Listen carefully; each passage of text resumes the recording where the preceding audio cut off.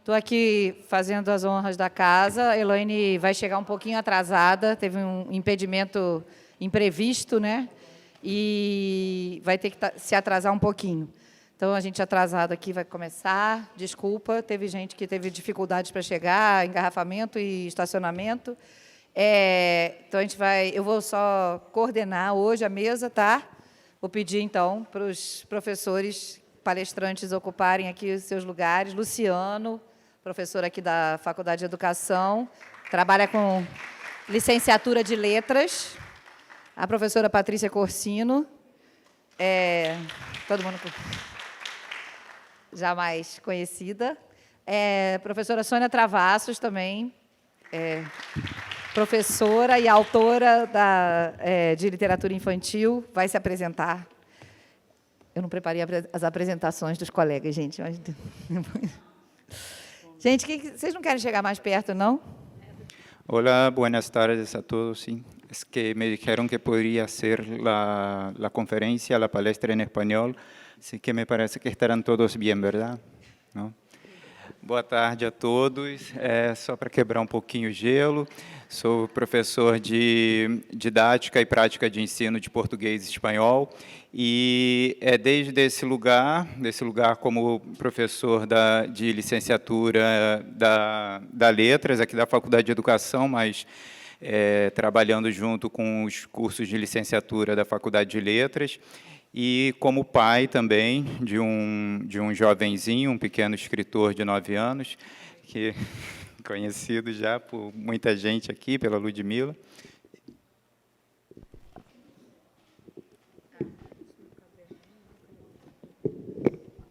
Alô? Se ficar melhor. E aí, a partir desse lugar que eu vim trazer algumas considerações sobre o uso também como alguém que se aventura na arte literária, né, como alguém que se aventura na escrita literária, trazer algumas ponderações, algumas questões sobre o uso de sequências didáticas, unidade didática, que é diferente da sequência didática, e o trabalho com a literatura e as possíveis contribuições junto à literatura infantil. Aqui a gente tem um pouquinho sobre a sequência didática, algo que uma das possibilidades, né, seria um conjunto de atividades escolares organizadas de maneira sistemática em torno de um gênero textual, oral e escrito, ou escrito. Chama atenção aqui para palavrinha, para o adjetivo sistemático. Isso daqui vai perpassar muito a minha fala sobre sequência didática, e em torno de um gênero textual, oral ou escrito, pensemos em gêneros discursivos nesse sentido. A sequência didática, normalmente, é uma proposta criada para o ensino, aprendizagem de produção de textos, então vai trabalhar muito com textos, utiliza ou entende o aprendizado como um processo, e busca o desenvolvimento da postura crítica e argumentativa do aluno, isso segundo a professora Matos, 2014. Todos conseguem ver? Eu estou aqui na frente de vocês, não? E esse mais já é porque, como a gente está falando de educação infantil e literatura no processo de alfabetização e letramento, talvez pensar-se em postura crítica e argumentativa do aluno possa parecer algo muito... algo que... Será que já podemos fazer isso? Será que já podemos pensar nisso? Eu diria que sim. Isa, por favor, não.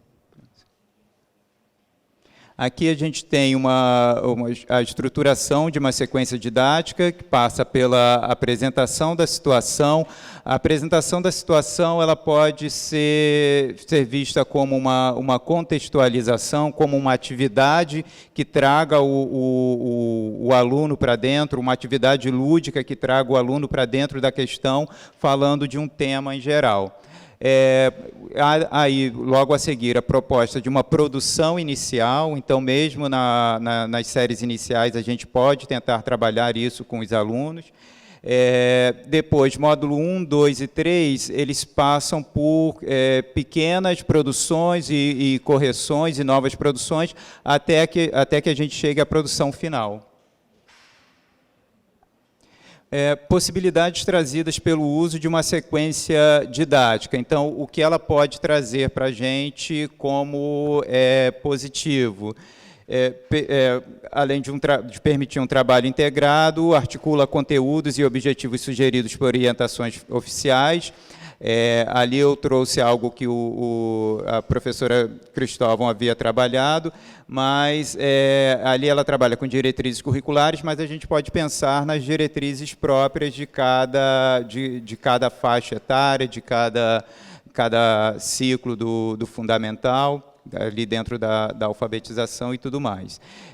Contempla atividades, suportes, livro, internet, então dá para a gente trabalhar tanto com livro, quanto com internet, quanto com outros tipos de materiais didáticos, lembrando sempre, pensar sempre o livro como um material didático e não como o material didático, como o único material didático. Permite progressão a partir de trabalho individual e coletivo, possibilita a integração de diferentes ações de linguagem, leitura, produção, escrita e de conhecimentos diversos, adapta-se em razão da diversidade das situações de comunicação e das classes. Mas, uma vez mais, eu peço atenção a vocês à questão da sistematização. A gente já viu essa palavra, uma derivação dessa palavra, uma adjetivação dessa palavra, anteriormente, então fiquem atentos e atentas a isso.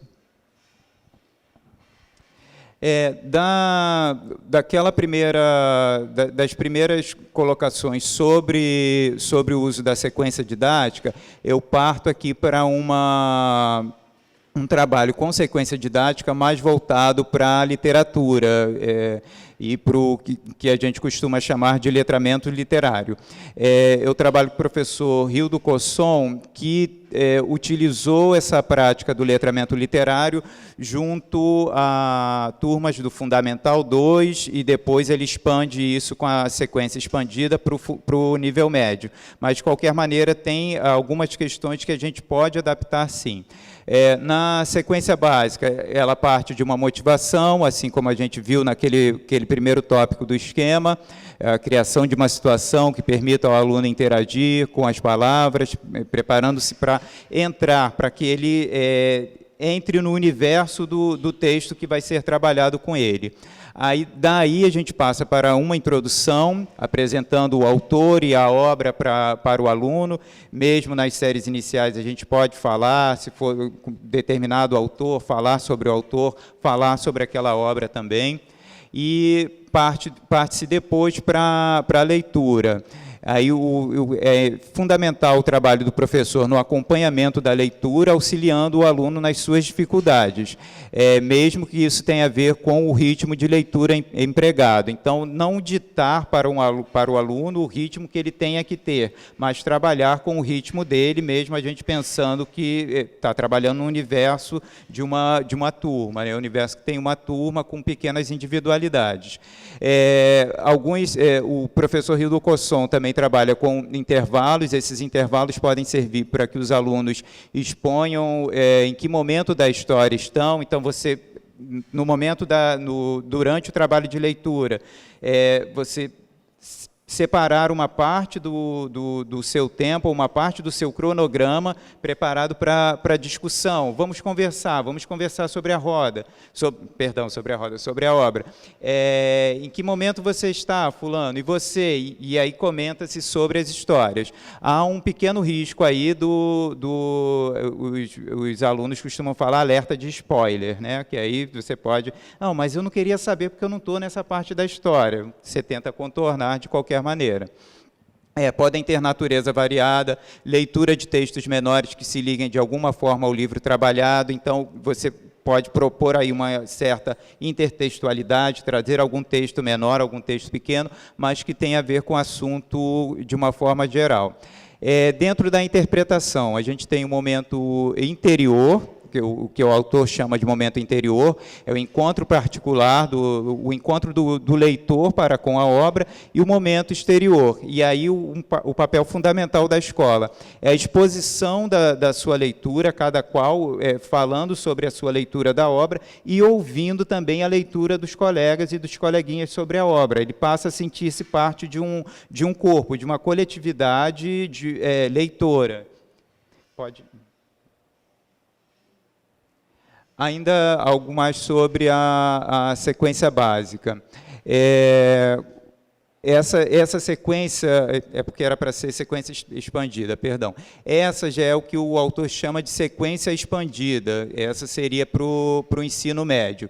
Então, percebam que ela é um pouco maior, ela passa por motivação e introdução, que aí pode ser uma entrada temática a partir da motivação, leitura, a leitura majoritariamente contando com a leitura extra classe, com um acerto conjunto de prazos para a finalização da leitura.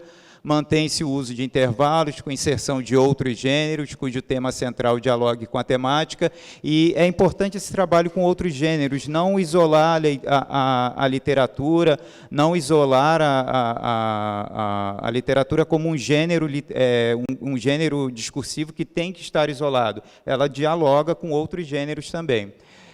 Outras etapas seriam uma primeira interpretação, que é uma apreensão global, busca-se uma apreensão global, uma contextualização, que pode ser, ela vai seguir essa linha, sendo teórica, histórica, estilística, poética, crítica, presentificadora e temática.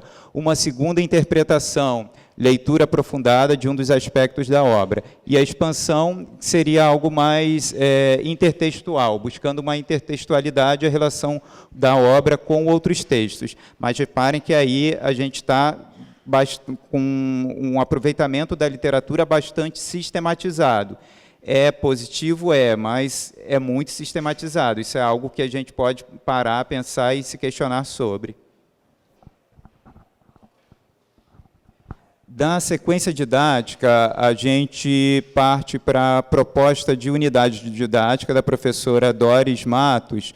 É uma proposta, como eu falei para vocês, eu trago uma visão sobre o trabalho com as sequências e sobre as unidades, eu diria que de dentro para fora, de fora para dentro. De fora da educação infantil, das séries iniciais, para dentro das séries iniciais. Então, eu trabalho muito com a professora Doris Matos, ela trabalha com a proposta de unidade didática em termos de leitura com ensino de línguas. E a gente pode pensar ela fala em línguas estrangeiras, mas o aluno, nesse processo, a língua ainda está, de certa forma, um pouco estrangeira para ele nas séries iniciais. Então, isso pode ser utilizado também.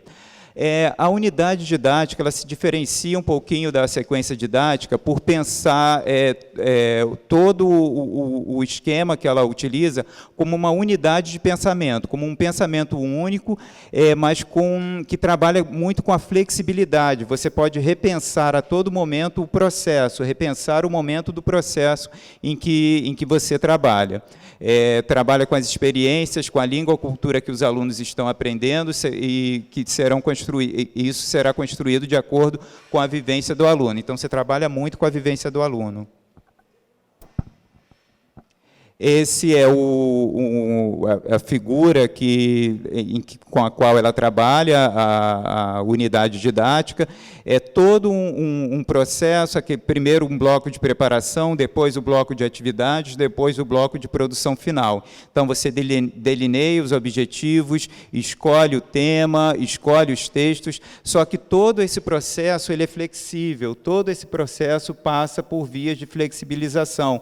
Você passa por uma avaliação e autoavaliação todo o tempo. Será que está surtindo efeito? Será que está dando certo? E aí eu posso voltar e retomar a escolha dos textos, por exemplo.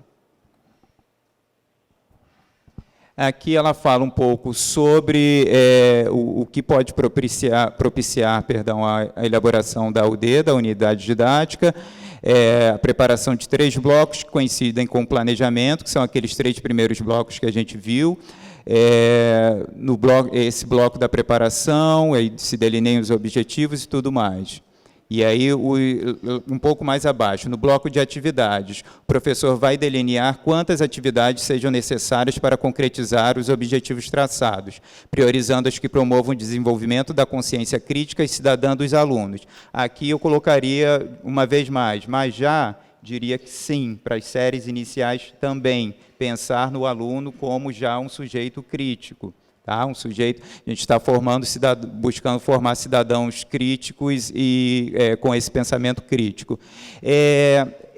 Diferente, como eu disse anteriormente, diferente da sequência didática, a gente aqui tem uma possibilidade de flexibilização bem maior do que a que eu vejo na sequência propriamente dito. Então, a unidade didática avançaria um pouco mais nesse sentido, apesar de ainda sistematizar bastante.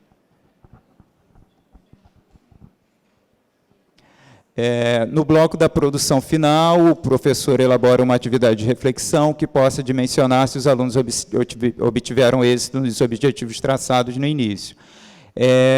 O professor precisa avaliar seu andamento, mas isso durante todo o processo, para que qualquer problema detectado possa ser solucionado. E a característica principal da UD, como eu disse, é a sua flexibilidade. Pode...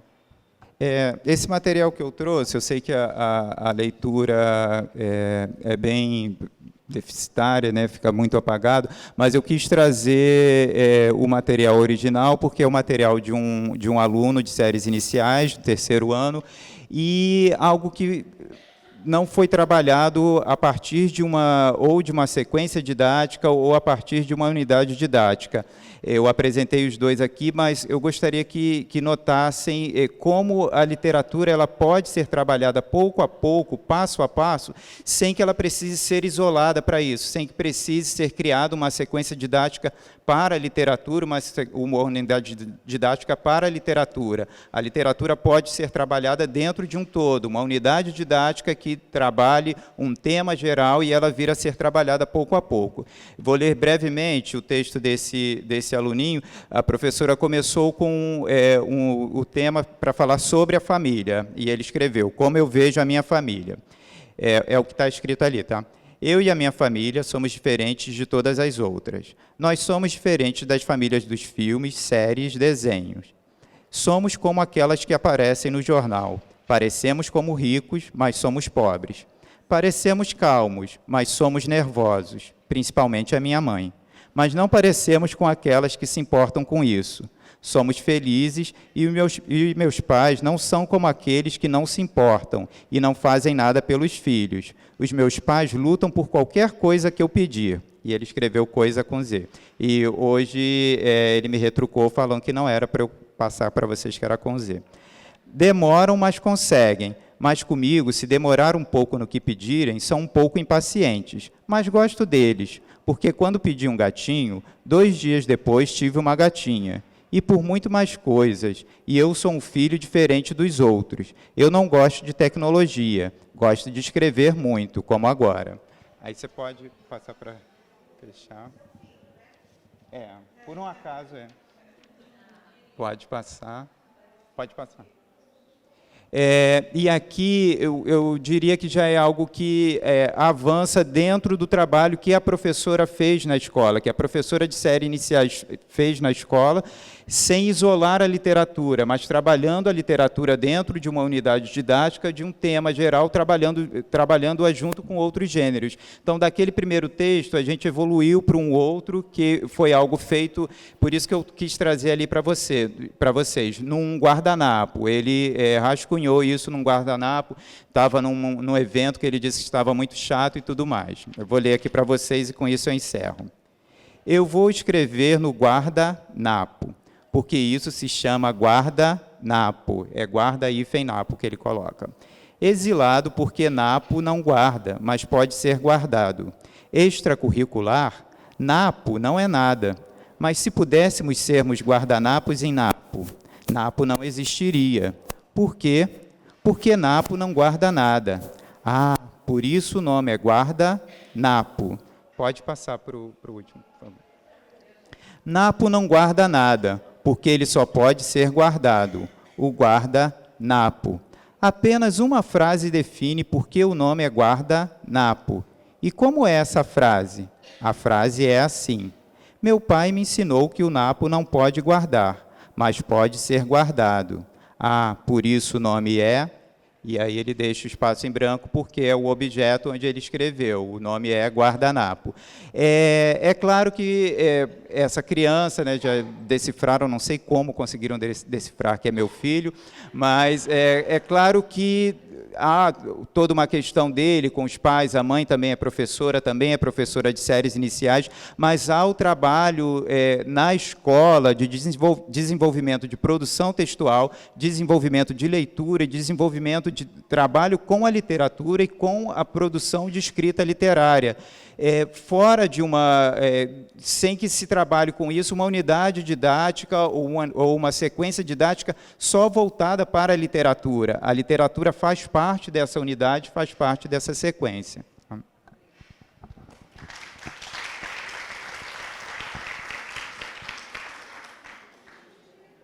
Bom, boa tarde. Então, eu vou procurar ser breve, porque eu fiz um combinado aqui com a Sônia Travassos, ela trazer bastante coisa de criança. Eu trouxe uma parte mais teórica, né? Bom, pode... Então, de onde eu parto para falar de leitura e escrita na escola? Eu estou falando mais do que literatura, né? A gente tem aí um referencial do Bakhtin, né? Do Walter Benjamin e do Vygotsky. E Paulo Freire, né? Tenho hoje certeza absoluta que a gente precisa, mais que nunca, voltar e ler Paulo Freire. E tem no texto dele, como é que é o nome do texto? Da importância do ato de ler. Ele vai falar das palavras grávidas de mundo. E eu queria que a gente ficasse com essa metáfora do Paulo Freire. Pode passar. Bom, eu não vou ler isso tudo, mas é importante a gente trazer... Com o Vygotsky, a gente está entendendo essa relação recíproca entre sujeito e mundo, né? Então, o Vygotsky, ele vai colocar essa cultura, né, fazendo parte da natureza humana, e o homem seria dois nascimentos para o Vygotsky, né, o nascimento biológico e o cultural. E é interessante que a cultura, a cultura é uma ação do homem, o trabalho do homem, mas ao trabalhar, ao alterar a natureza, ele também se altera numa mútua afetação, e isso é fundamental para que a gente entenda toda essa relação sujeito e meio, uma relação extremamente complexa e extremamente importante, né? Então, a questão cultural, ela permeia a nossa relação com o mundo, né? Tem um conceito vigotskiano que é importante, que é a mediação semiótica, que nós conhecemos o mundo pela palavra do outro, que muito se assemelha ao Bakhtin, e o outro... Então, a mediação para o Vygotsky é uma mediação na linguagem. Não é através, é nela. Na linguagem, conhecemos o outro, conhecemos o mundo. Tem uma parte aqui que eu peguei do Angel Pino, que ele vai falar que a natureza é algo biológico, algo do meio, mas ela se torna algo simbólico quando há esse encontro entre o biológico e o cultural, quando se funda o sócio-histórico. Por que eu digo isso? Assim, aqui a gente não vai ter tempo de desenvolver toda a questão da relação pensamento e fala, né? Mas, na teoria vigotskiana, é uma estreita relação entre pensamento e fala, e esse pensamento também vai se expandir na relação com a linguagem escrita. Então, se apropriar de uma linguagem é se apropriar de formas de pensar também. Tá? Então, isso é importante na medida em que a criança ela vai ganhar outras formas de se colocar no mundo, de pensar o mundo e de estar no mundo. Pode passar. Bom, e o Bakhtin, também aqui a gente tem trabalhado muito a discussão do Bakhtin, né? Ele vai falar que a gente entra numa corrente da comunicação verbal, não existe a primeira nem a última palavra. Então, a questão dialógica para o Bakhtin é uma questão da sua própria arquitetônica, do seu estudo. Então, a dialogia é constituinte também do sujeito. Porque se eu penetro numa corrente da comunicação verbal e se eu, na relação com o outro, eu vou me constituindo, então a linguagem é algo instituinte, né? Eu não vou me deter muito para a gente poder ir avançar um pouco. Então, existe uma complexa relação do que a linguagem fez conosco e o que nós fazemos com a linguagem. Porque há uma estreita inter-relação entre o homem e a linguagem. A gente não recebe simplesmente a língua pronta, a gente também altera, a gente dá novas relaborações, né? Então, a gente também altera a linguagem, né? Quando a gente entra na corrente, como ele fala, a gente muda... Se você pegar a imagem que ele fala da corrente, né? Se a gente jogar qualquer coisa numa corrente ou num rio, qualquer pessoa que mergulhe no rio, o rio também vai se alterar, né? Ele vai ganhar também ali alguma resistência com aquele elemento que entra. Então, há sempre uma alteração ao se penetrar na corrente. Pode passar. Então, particularmente, é importante a gente pensar que o Bakhtin vai falar de gênero discursivo. Aqui o Luciano falou, né, gênero discursivo, mas é importante que o gênero discursivo ele está diretamente relacionado à questão bakhtiniana da interlocução, a questão bakhtiniana dos espaços que temos, né, na relação com o outro. Nossa fala é uma enunciação, né, ela sempre se dirige a alguém, e a nossa compreensão é uma réplica. Então, esse processo dialógico, ele não é necessariamente não precisa ter uma pessoa ali da minha frente, né?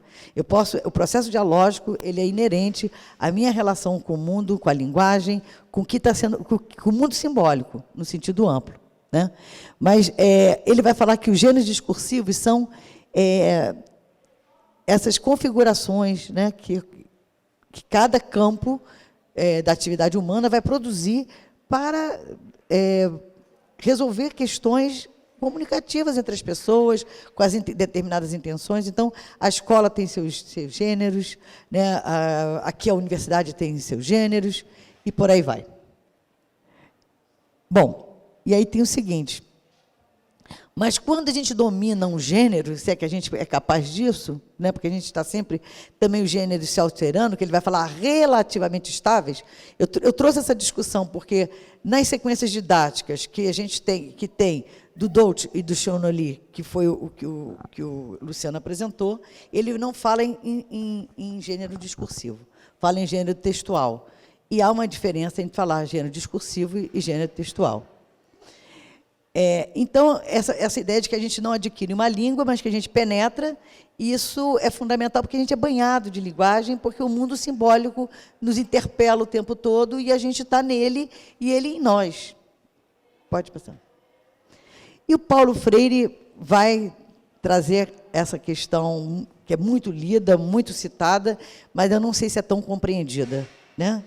Que ele vai falar desse movimento da palavra para o mundo, e ele, quando começa esse texto, a importância do ato de ler, logo no início, ele vai falar do quanto que aquela casa dos avós era a casa que dava significado ao mundo dele, né? Então, aquela leitura daquela casa, de cada elemento daquele... E depois, as pessoas que falavam e como falavam, a forma como os adultos se referiam, as histórias e tudo mais, isso tudo foi criando essa possibilidade dele pensar a palavra e pensar o mundo. E, ao escrever depois, ao aprender a escrever, ele reescreve todo esse processo dele, né? Ele fala assim, na verdade, ele está nos dizendo que se apropriar, né, da linguagem escrita é poder também reescrever o seu mundo, a sua forma de pensar. Então, eu acho que isso a gente já é bastante lido, mas a gente precisa falar disso. Pode passar. Então, qual tem sido a relação entre... Falado assim, muito en passant sobre alguns pontos importantes, qual tem sido a relação entre literatura e a didática do ensino da língua? São as 3 perguntas que eu vou procurar responder agora nesses 10 minutos. Vamos ver. Pode passar. Então, a literatura na escola teve alguns percursos, né? Lá pelo século XIX, a questão das belas letras, né? Era voltada para a transmissão do patrimônio literário, entendido como a entrada no mundo da cultura, no sentido com C maiúsculo, né? E no singular, né? Como se fosse uma única cultura, a cultura letrada, mas baseada numa leitura intensiva dos clássicos. Depois, esse trabalho com a literatura... Olha, quando eu falo depois, é mais em termos de estudo, porque ainda tem isso, né? Quando a gente pensa no Brasil, nada, e nem na questão histórica, nada está totalmente superado para começar um outro momento. A gente tem, simultaneamente, todos os períodos, todas as situações. Então, a gente não pode pensar uma história linear, mas uma história que se sobrepõe, e nós também, contraditoriamente, nos sobrepomos e somos também isso tudo, às vezes, misturado, né? Bom, então, o trabalho centrado na análise detalhada de textos, aqui eu até lembro da minha escolaridade, né? A gente era uma leitura intensiva. Tem gente que até pensa que eu fiz letras, porque eu fiz aquele antigo clássico, que ninguém aqui mais fez, nem sabe o que é. E a gente fazia uma leitura super detalhada, assim, de uma análise literária, né? Então, a gente tinha, assim, a gente lia o texto assim, aprofundando na análise, como se fôssemos críticos literários, né? Depois a gente começa a ver a literatura como pretexto para as coisas. Depois que eu digo, não nessa sequência que eu falei antes, né? Então, eu quero ensinar qualquer coisa, eu pego a literatura. A Magda Soares chamou isso de escolarização da leitura literária, e, num texto antigo da Magda, ela vai falar que a gente tem que desescolarizar a literatura, ou, melhor falando, fazer uma adequada escolarização da literatura, né? Que foi depois, esse texto, ela vai trazer o que seria uma adequada escolarização da literatura. Mas a gente teve aí uma escolarização ao ponto de uma produção literária, entre aspas, para o ensino de alguma coisa, de animais, de tudo, né? Desde o conhecimento científicos até convencimento, né? Até textos de autoajuda, né? A gente tem vários livros lá no Leduc, da Camila que faz pipi na cama, do coelhinho que não quer comer, que ficou gordo porque não comeu cenoura, aquelas coisas que é para você uma autoajuda infantil. Então, isso tudo, às vezes, é colocado, né, como literatura. E a gente não está falando desse tipo de texto que não tem esse viés literário, mas esse pretexto, a literatura como pretexto, ainda é algo bastante comum. O texto literário também sendo tratado didaticamente como outros gêneros. Aí eu botei textuais. O que muitas vezes a gente vê em algumas sequências didáticas presentes, inclusive no material do PNAE, em alguns momentos. Então, a gente vai tratar o texto literário da mesma forma que a gente trata uma carta. Então, como é que é a estrutura, bababá, dali eu faço isso, faço aquilo. Então, o que eu faço? Então, eu isolo, eu faço os elementos que compõem aquele gênero, né, textual, porque aí eu estou trabalhando na perspectiva da estrutura textual, né? Então, a literatura ela vira um lugar de ensinar uma estrutura, né, uma macroestrutura textual, ou chegando até na micro, porque dali a gente pode tirar, então, uma palavra, da palavra tira a sílaba, da sílaba chega no fonema, depois volta tudo para de noite.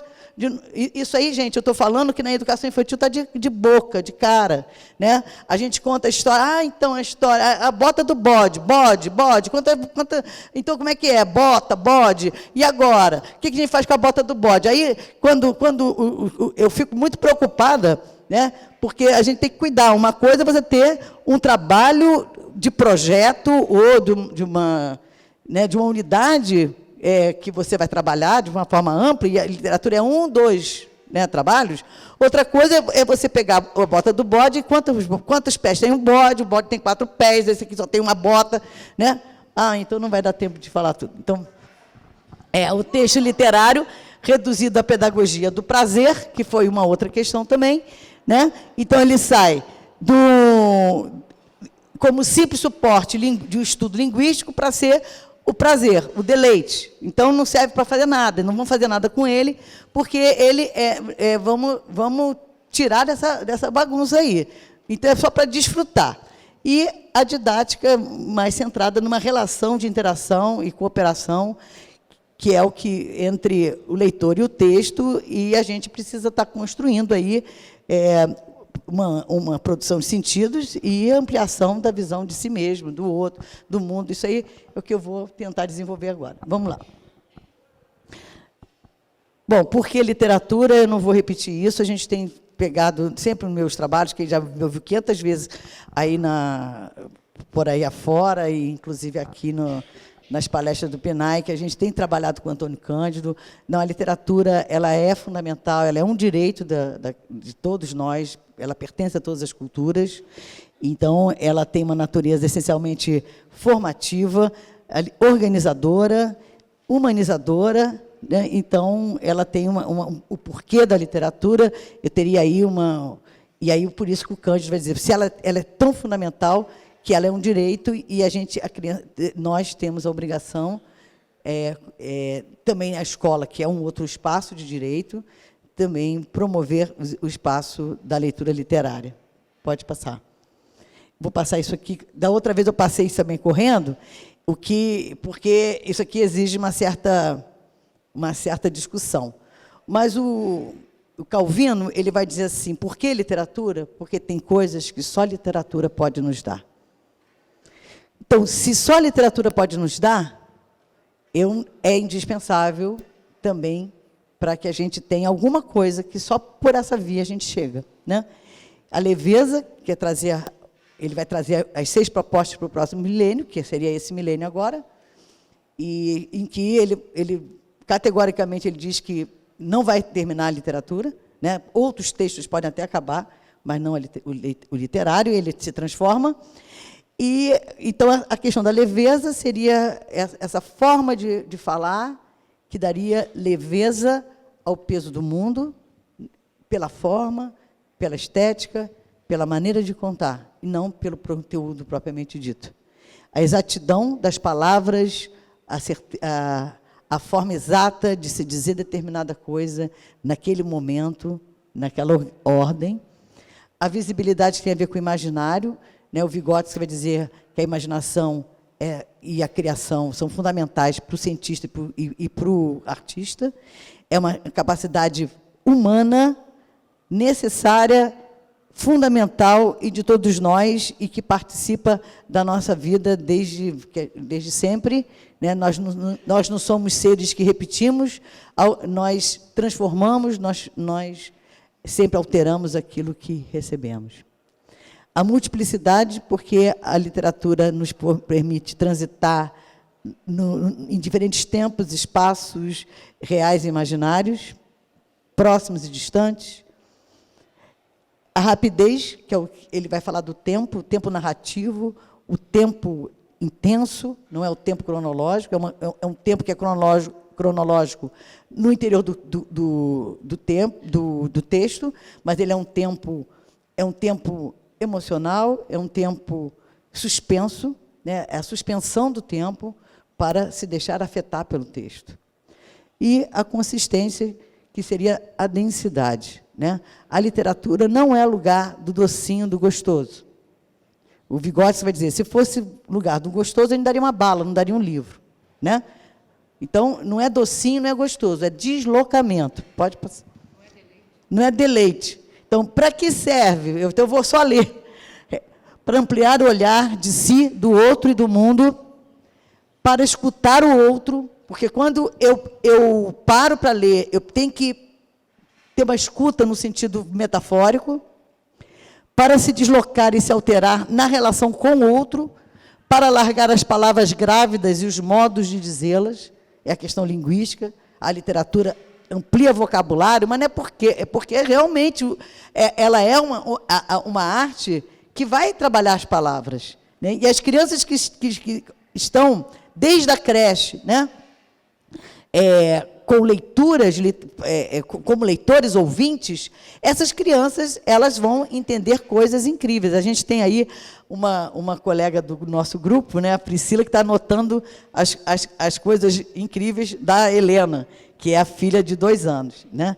E a Helena tem volta e meia, ela está anotando, né, uma pesquisa doméstica, mas é uma pesquisa, né?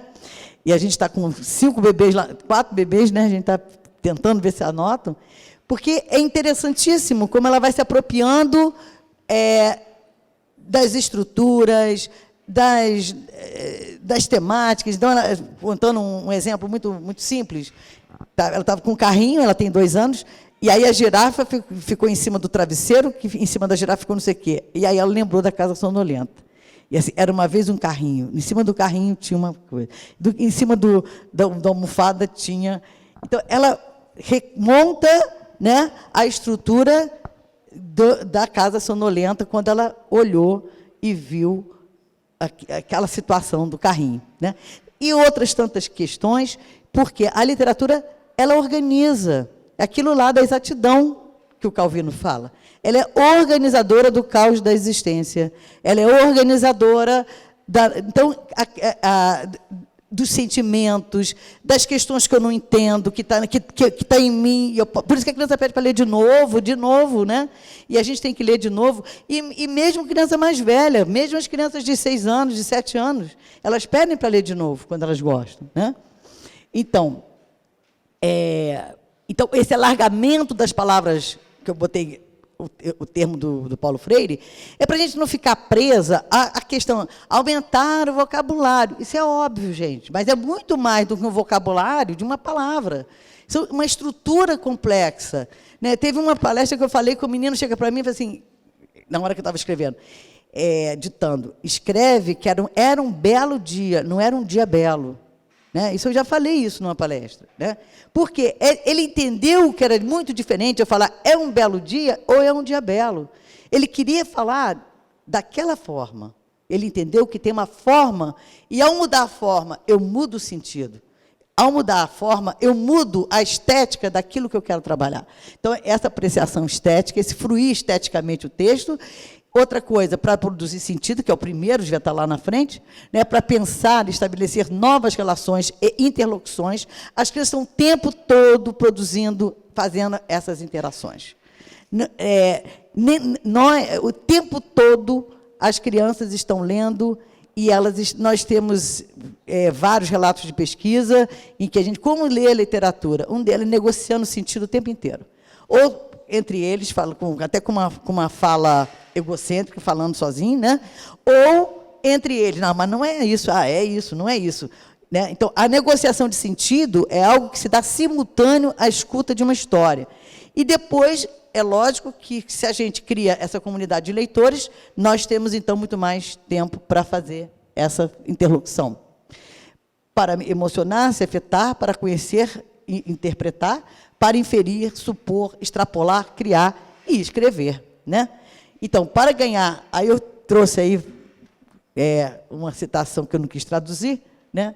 Mas, então, a questão da leitura de obras cada vez mais complexas e com leituras cada vez mais complexas das obras. Né? Eu acho que essa é uma questão importantíssima, que a criança vai culturalmente crescendo, não porque ela está avançando em séries escolares. Tá? E aqui é muito importante que a gente saiba disso. As crianças, culturalmente, avançam pela sua relação com a cultura, pela sua interlocução, pela sua ampliação cultural, de repertórios, etc. Não é porque ela passou do 1º para o 2º ano. Tá? Então, a escola tem a obrigação de ampliar o repertório. Agora, a ampliação cultural, claro que tem a ver com a família, tem a ver com o meio que ela vive. Eu só passar mais um, Lúcia, depois... Eu não vou ler isso tudo, fiquei para vocês lerem, quer dizer, nós queremos trabalhar o gosto, o prazer da leitura.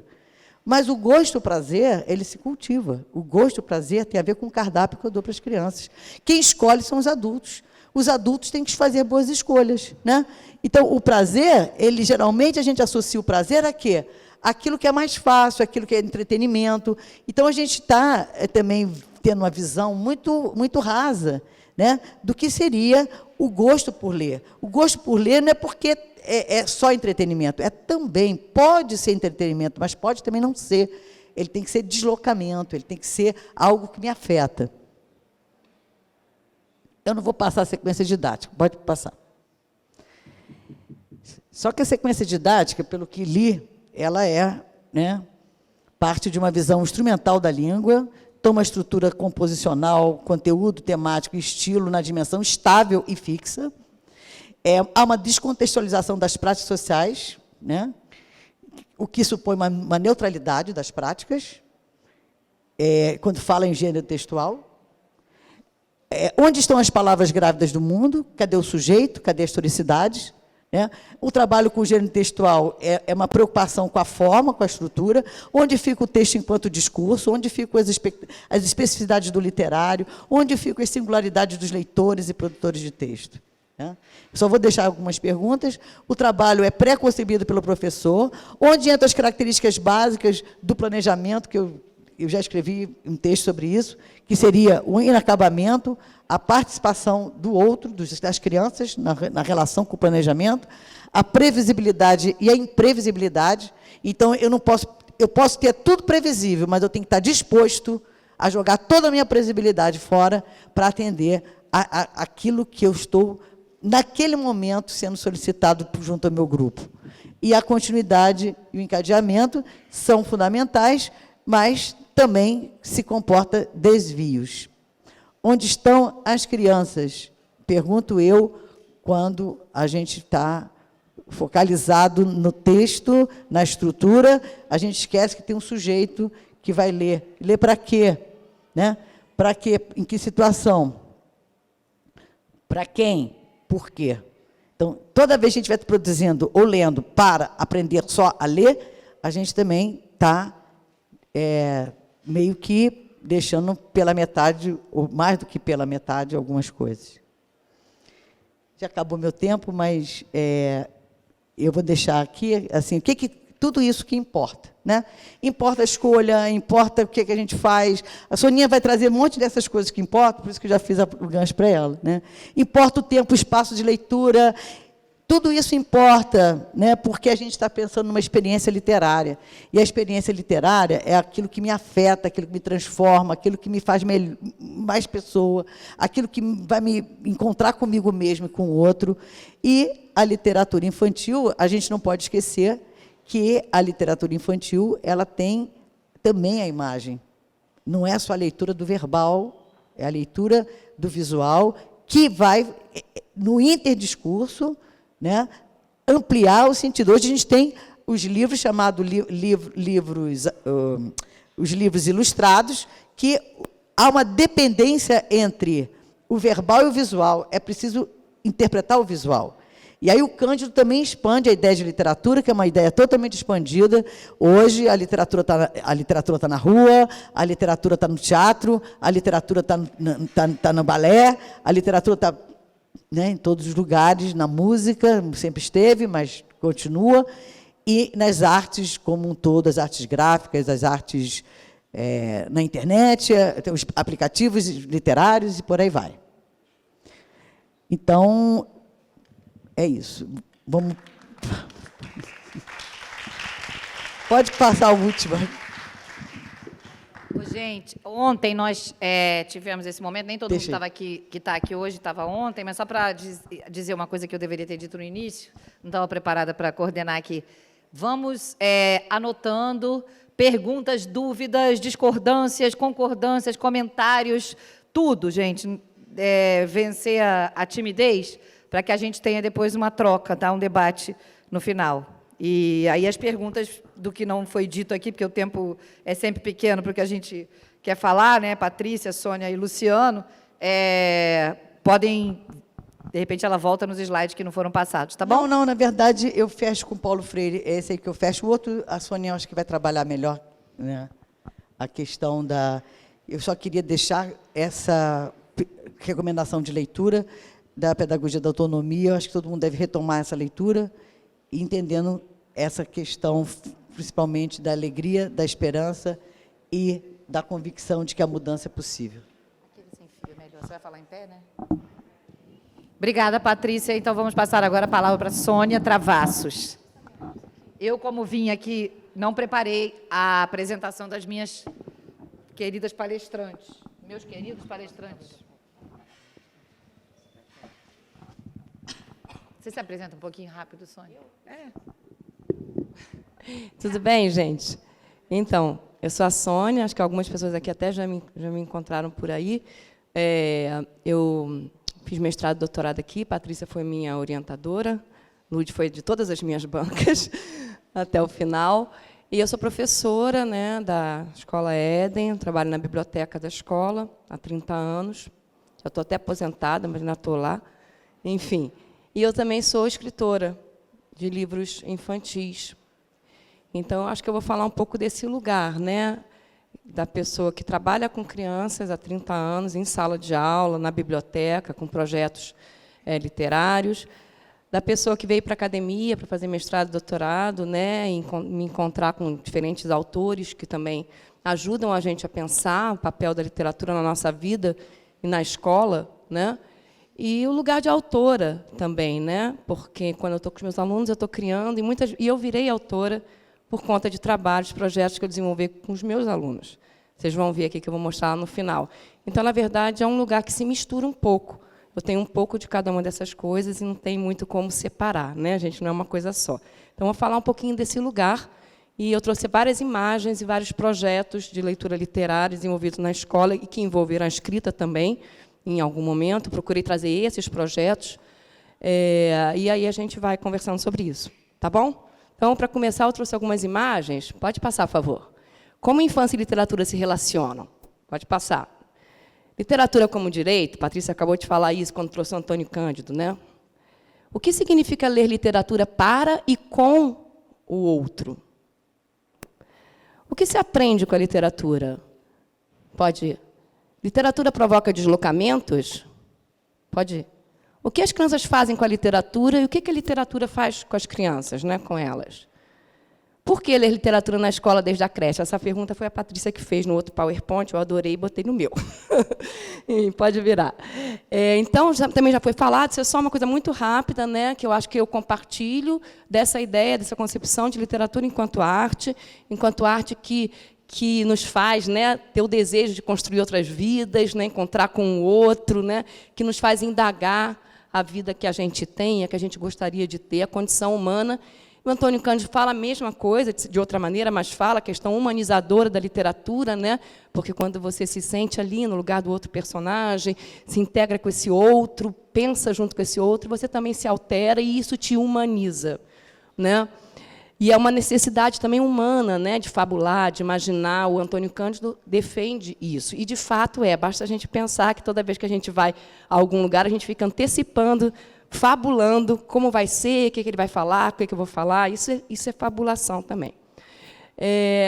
E a Yolanda Reis também vai nesse caminho, defendendo essa literatura como um espaço, né, de você se conhecer, conhecer o outro. Esse outro é o texto, esse texto traz outros, né, e a si próprio e ao mundo, né? Então, ela traz essa perspectiva e também a perspectiva da humanização, e que isso nos humaniza, né? Pode virar, por favor. Então, a literatura infantil na escola. Que práticas sociais de leitura sustentam o desenvolvimento de atividades e projetos com a literatura na escola? Eu vou falar especificamente da educação infantil, os primeiros anos do fundamental. Então, normalmente, nesse momento, a literatura é bastante compartilhada, no sentido de ser lida junto, mediada, algumas pessoas usam essa palavra, né? Então, o lugar da leitura, das práticas sociais de leitura, é muito importante para você compartilhar a literatura na escola, pensar sobre elas. Como desenvolver projetos literários com crianças desde a creche? Como elas contribuem e podem os projetos contribuem e podem ampliar a experiência das crianças com a leitura e com a escrita. Então, agora eu vou mostrar para vocês um pouco isso. Pode virar. Muito rapidamente, eu falo das práticas sociais de leitura na escola. As práticas sociais de leitura, eu botei na escola, porque são práticas sociais, né? Uma roda de comentário, um ouvir histórias, um pegar um livro emprestado, ou comprar um livro na livraria, pegar um livro emprestado na biblioteca. Isso são práticas sociais que envolvem a leitura. E como é que a gente ressignifica elas na escola? Isso é importante, do meu ponto de vista, pensar. Então, eu sempre destaco essas, que é a hora do conto, leituras livres, empréstimos de livros, rodas de comentários, rodas de leitura. Eu vou falar rapidamente sobre isso, que eu quero entrar nos projetos. Então, esse momento do ler, né, e contar histórias é algo muito presente na escola, ou deveria ser. Se não é, deveria ser. Porque é um primeiro momento, né, desse encontro na escola do leitor, criança, ainda desde pequeno, com a literatura, com a leitura, e que ele precisa, muitas vezes, desse outro, nem sempre, mas, em muitos momentos, ele vai precisar. Então, a hora do conto representa um pouco isso. Mas ler e contar histórias é a mesma coisa? Né? As duas coisas são importantes, mas elas promovem também experiências diferentes para o leitor. Ler com um livro implica uma série de coisas, que ler sem livro implica outra série de coisas. Olha lá, agora outras formas de contar história. Volta uma para mim. Aqui a gente está vendo a pessoa com o livro na mão, mostrando a ilustração, lendo e sentindo, ela está dentro da história, junto com a criança. Essa foto do lado de cá, que é a minha colega Daiane, ela está lendo e ela está dentro da história, que é a Botija de Ouro, aquela história ali, né? E as crianças estão totalmente envolvidas. Né? Aqui, já outra professora, com crianças bem pequenas, professora Luciana, que está ali com o livro na mão. É possível a gente ler histórias muito bem com o livro na mão. Isso é muito importante. Mas também podemos ler sem o livro. Ler não, contar. Pode virar. Ali tem algumas fotografias, até minhas também, contando histórias sem a utilização do livro, que aí envolve, é uma outra linguagem, vamos dizer assim, uma outra forma de apresentar uma história.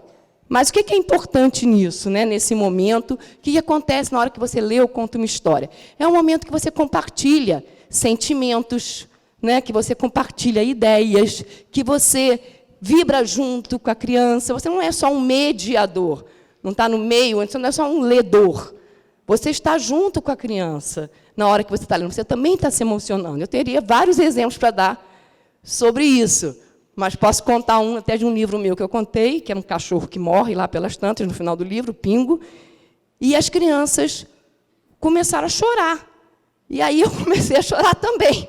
E aí as crianças choravam lá, eu chorava aqui, entra a coordenadora. Por que todo mundo chorando?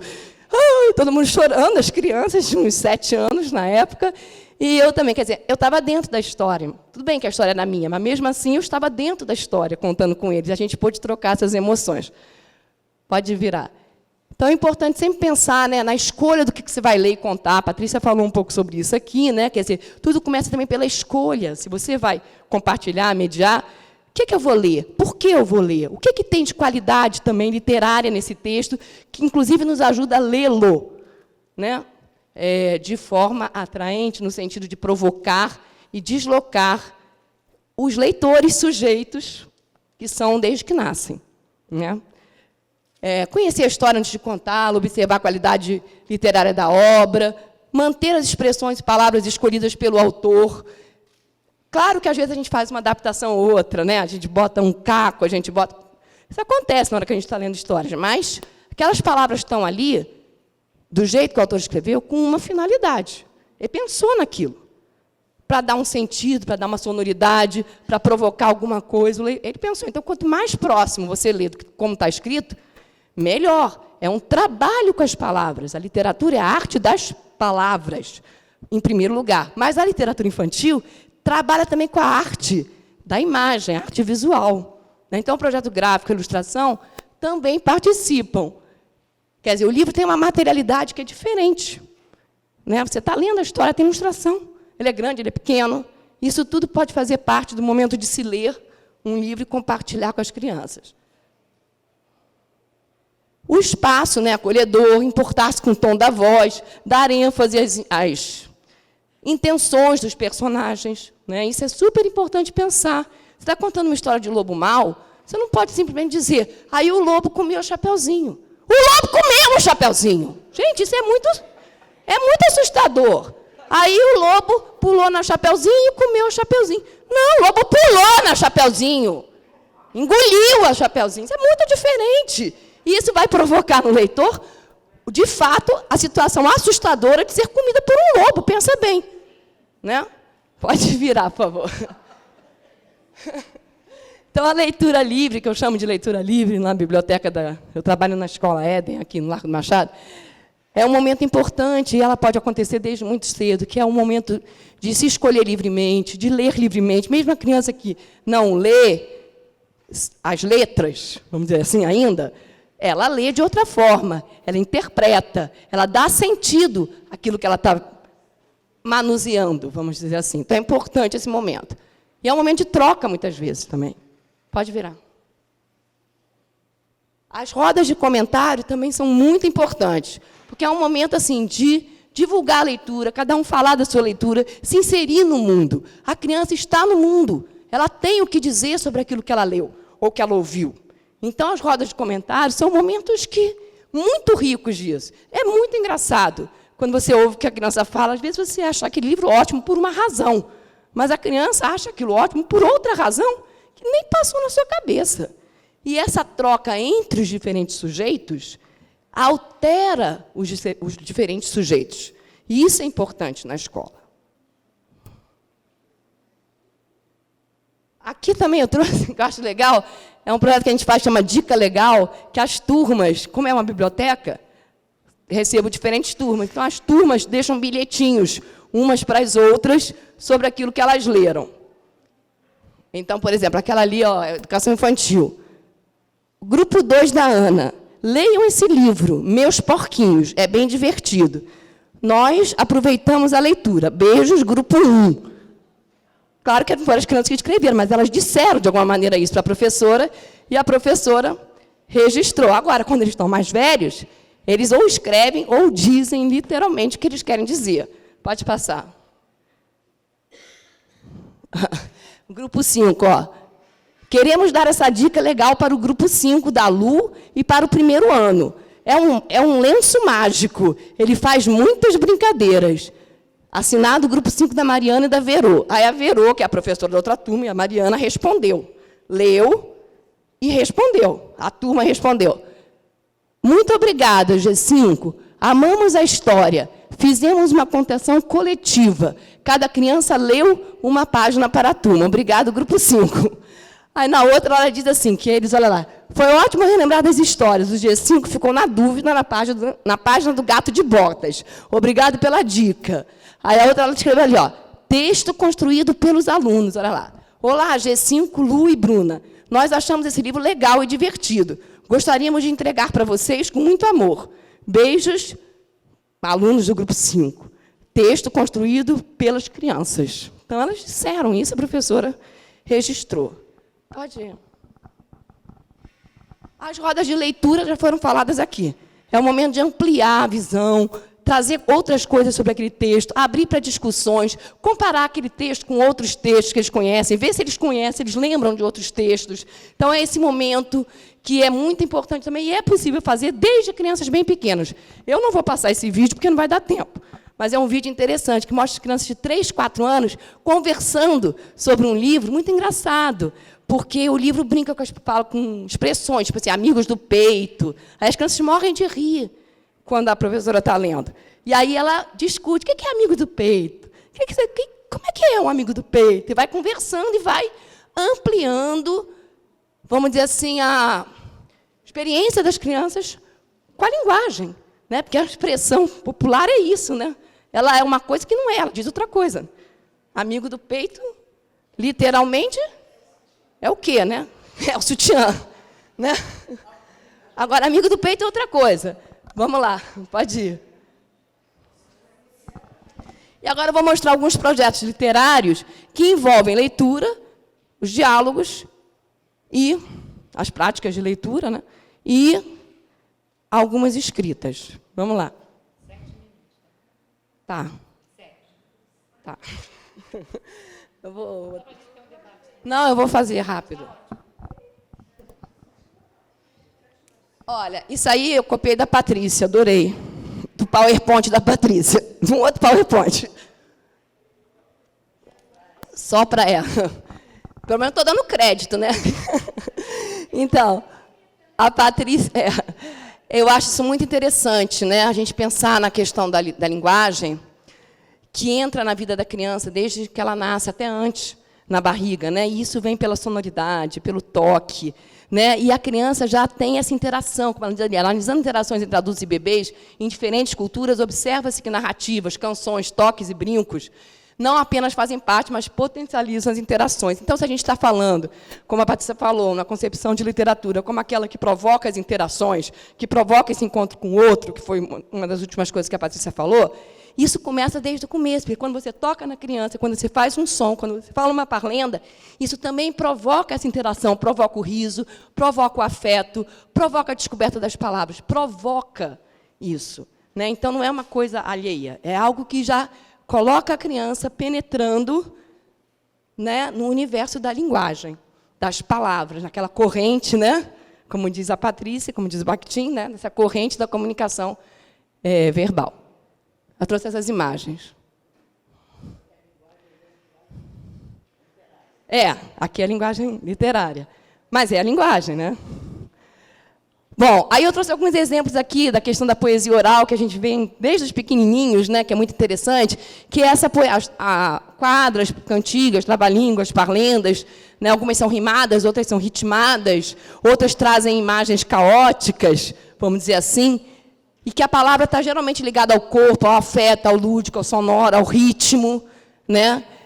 Que traz esse prazer de ouvir a própria língua. Né? A criança adora repetir palavras que ela acha interessante. Nem a história do amigo do peito. Amigo do peito, amigo do peito. Tem a sonoridade e tem também a busca por um sentido.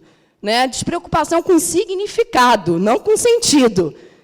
Eu sempre cantei Atirei o Pau no Gato, que a dona Chica admirou CC. E jamais passou na minha cabeça, até pelo menos ter uns 9, 10 anos, que era admirou-se. Isso não era importante. O importante era saber dançar a cantiga e dizer certo no ritmo. E o admirou CC cabia direitinho no ritmo, então tanto faz se admirou-se. Né? Mas esse significado vai vindo também. Agora, é diferente do sentido. Significado é uma coisa, sentido é outra. Né? Pode virar, por favor. Então, trouxe aqui aquela poesia do Cadê? Cadê o toicinho que estava aqui? O gato comeu. Poesia não, parlenda. Cadê o gato? Foi para o mato. Cadê o mato? Pegou fogo, não sei o quê. Que vai trazendo, às vezes, imagens até doidas, caóticas. Né? Hoje é domingo, pé de cachimbo. É pé de cachimbo? É pé de cachimbo? É o quê? Então, vai trazendo brincadeiras, né? com as imagens. É o primeiro momento da criança entrar na linguagem, nas palavras, na proximidade até com as metáforas, né? Porque a palavra cria imagens. Né? Olha lá, as crianças criando. Olha lá. Cadê a galinha que estava aqui? Foi para o ninho. Cadê o ninho? Virou massa de trigo. Cadê o trigo? Virou milho. Cadê o milho? Virou o mosquito da dengue. Na época, estava a primeira vez que teve dengue, assim, foi esse ano aí. Cadê a dengue? Virou um ovo. Cadê o ovo? Está voando e foi para as nuvens. Cadê a nuvem? Foi namorar. Cadê o namorado? Foi pegar onda na cabeça do tubarão, ou sumiu, ou virou uma chuva de ovos. Elas estão brincando com coisas caóticas, mas quando elas falam uma chuva de ovos, isso só existe porque elas falaram. Porque elas escreveram. Porque senão isso não existia. Então, passa a existir na hora que elas nomeiam, na hora que elas criam essa imagem, né? A nuvem namorando. Como que é a nuvem namorando? Cada um vai pensar de um jeito aqui. Então, elas criam a imagem com as palavras.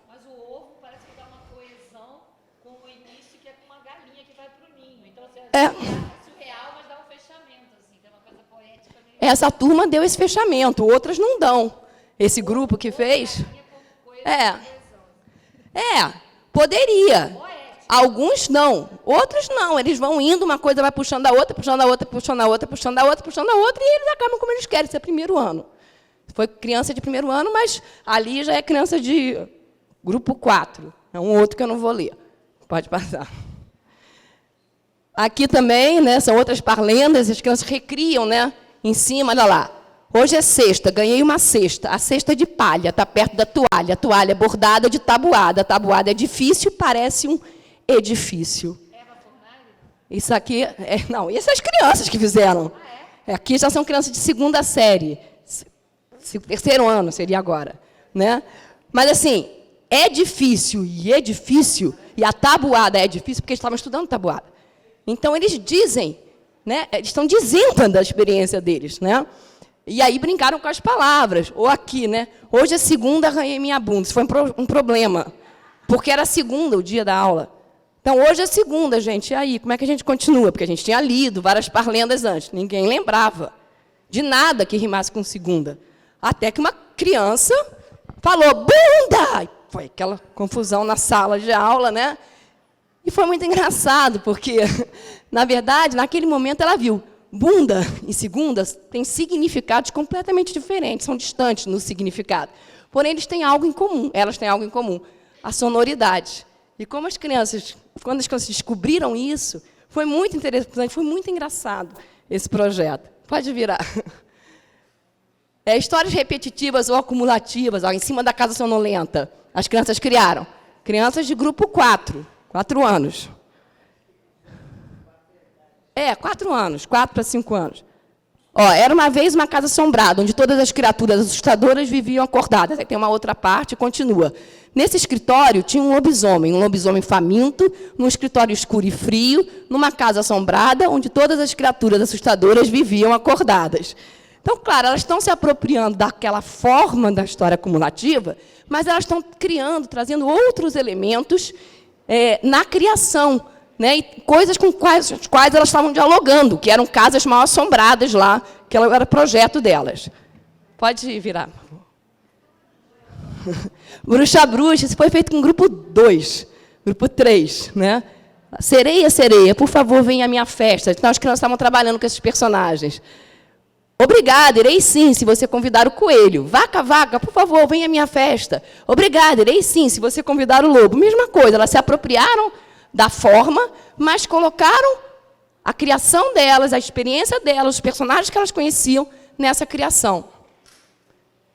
Aqui eu dou duas dúzias de coisinhas à toa que deixam a gente feliz, que é um livro muito legal, que tem edição nova agora. Acho que até está aqui.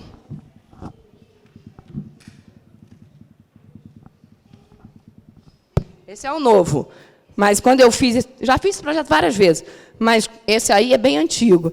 E as crianças são capazes de ir trazendo as rimas dentro daquilo que elas dialogam com o texto, não trazer a rima por trazer a rima. Aqui são coisas que as crianças gostam de fazer, que nós gostamos de fazer. Só que ela vem rimada, a forma é essa. E aí eles criam, olha lá, chupar picolé, fazer o que quiser. Não, desenhar o que quiser, pegar fruta no pé. E aí ele vai de 3 em 3, assim, e as crianças vão trazendo o diálogo que elas fizeram com o livro e também a forma que elas se apropriam. Pode ir. Rimar, rima, mas faz sentido? Esse é um projeto que eu faço com o 1º ano, às vezes, em cima de vários poemas relacionados à casa, Casinha Torta, vários outros. Esse aí eu vou falar rápido, porque esse é interessante. É em cima da casa, do Vinícius de Moraes. A gente lê o poema, discute o poema. Muito engraçado que eu falo, mas que casa é essa, gente, que não tem teto, que não tem não sei o quê? O que vocês entendem? Uma vez a criança falou assim, é uma casa de pessoa pobre. A criança falou isso. Não. Ela falou isso para ela, não ter teto, não ter parede, não pode ser uma casa, né, delas. É uma casa pobre, com a referência que ela tinha de mundo. E aí a gente brinca de trocar as rimas, brincando com isso, né? Você pode rimar, mas faz sentido? E aí elas trazem várias outras rimas, então. Era uma casa muito engraçada, não tinha teto, não tinha fada. Aí eles morrem de rir. Mas, gente, e aí? Não tinha teto, não tinha fada? Rimou, mas faz sentido? Não, não faz sentido. O que faz sentido? O nada, que elas já tinham ouvido antes. Né? E assim eles vão brincando, né? Tanto com a sonoridade, quanto com a possibilidade ou não de fazer sentidos. Pode virar, por favor. Pode pular esse. Esse eu queria mostrar que é um projeto também poético, só que ele envolve a imagem e as palavras. É desse livro chamado P de Pai, que tem algumas imagens assim, tá vendo? Pai casaco, pai avião, pai sofá. Então, são quase metáforas, né, visuais. E a gente sempre discute isso com as crianças. O que será um pai sofá? Né? Crianças de primeiro ano. O que é um pai casaco, um pai sofá, um pai avião? E as crianças vão dizendo da experiência delas com aquilo. E aí elas são capazes de criar também. Pode virar, por favor? Livro das crianças. Pai Caverna Submarina. Esse é incrível. Eu perguntei para a criança, por quê? O que é pai caverna submarina? Porque eles criaram e me disseram. Aí ele falou, não, porque eu vou na piscina com meu pai. E aí a brincadeira que a gente mais gosta de fazer é que ele abre a perna assim e eu passo por baixo. Então a criança não está criando do nada, gente. Ela está criando em cima de uma experiência que ela tem, de vida, de sujeito que está no mundo. Pode virar. Agora outros projetos, pode virar. Esse projeto era um projeto de crianças que gostam de imaginar.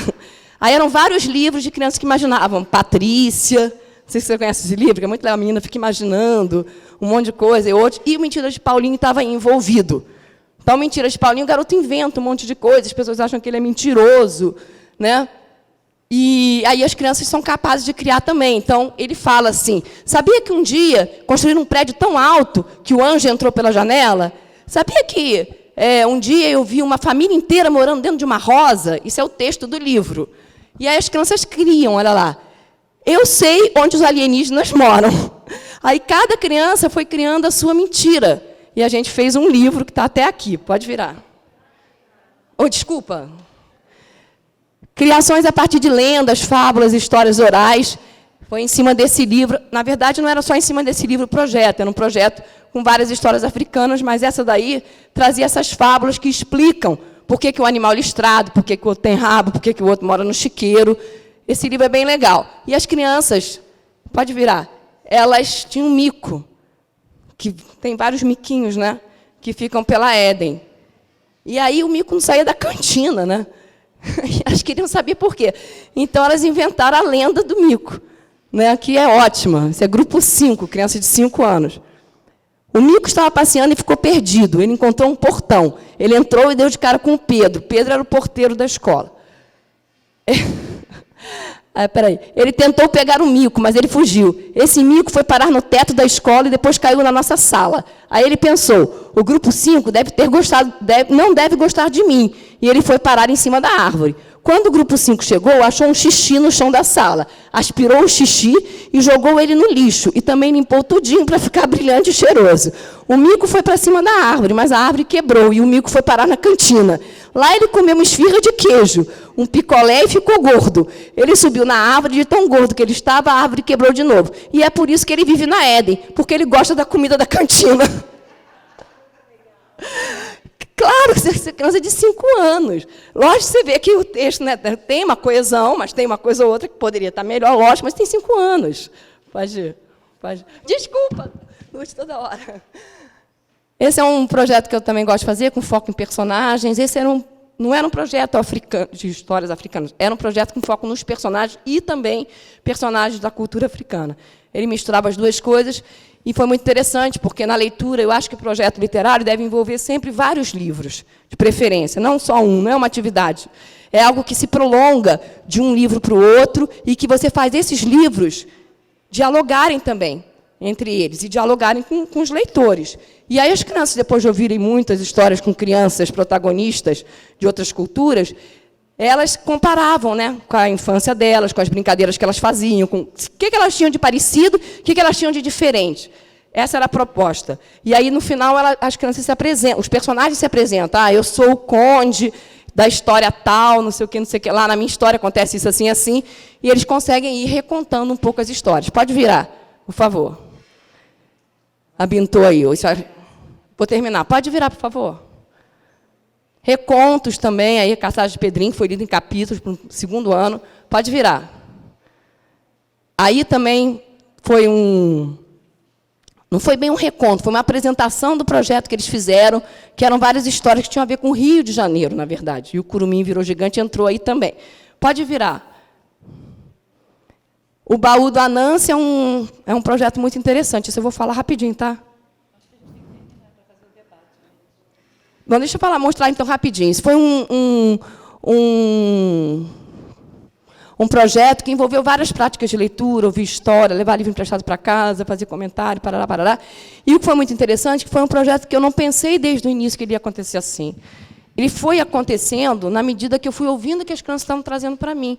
E o que foi interessante é que as crianças se encantaram pelo personagem Anansi, que ia lá no céu pegar as histórias, né, do Deus do céu, uma história africana.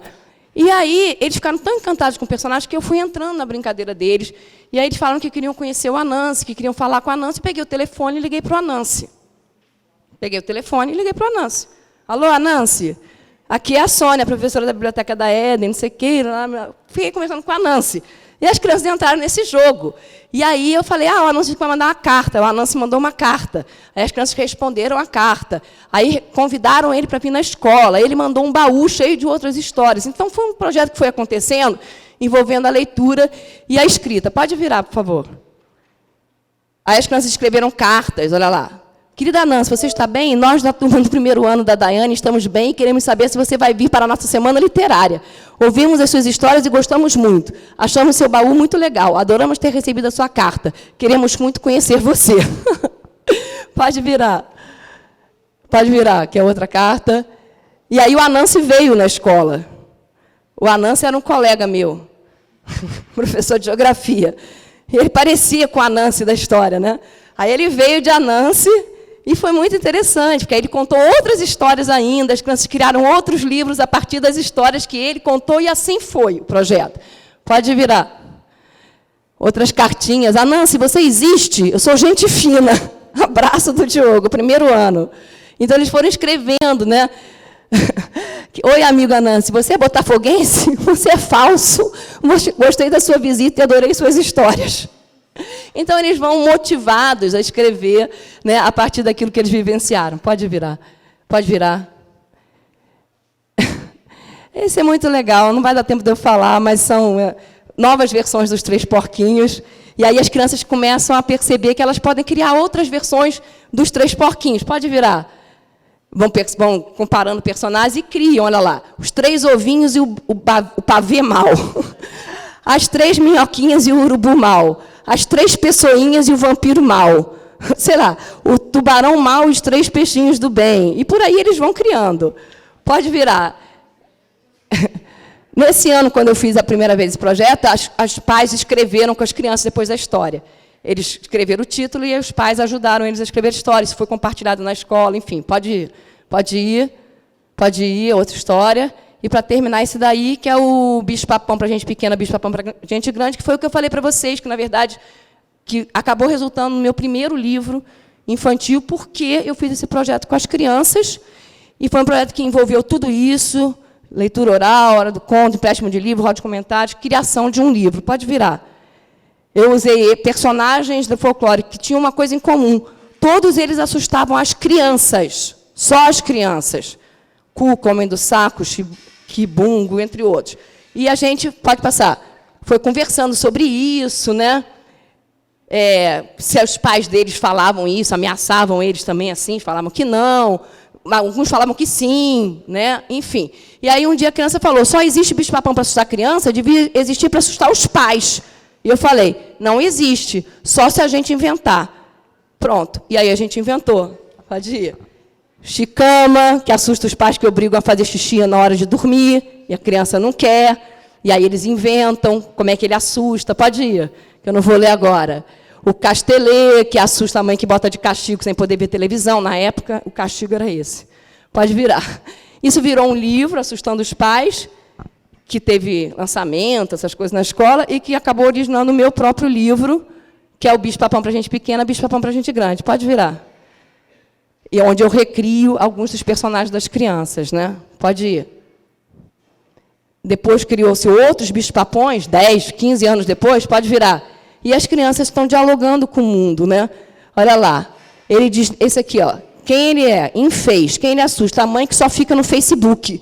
Como ele assusta? Ele desliga o computador e entra dentro do computador e transforma a mãe num personagem de jogo. Isso no ano 2000 não existia, porque não tinha nem Facebook, nem celular. Pode passar. E isso deu origem ao meu outro livro, Bicho-Papões de Escola, porque as crianças começaram a criar bicho-papão para tudo. Para assustar professor, todo mundo, enfim. E aí, assim, a gente vai nessa troca, né? Nesse circuito cultural, né? Circuito de trocas culturais, como diz o Edmir Perrotti, e que a gente pode estar fazendo na escola desde muito cedo. Então, era isso que eu queria falar para vocês. Desculpa a demora.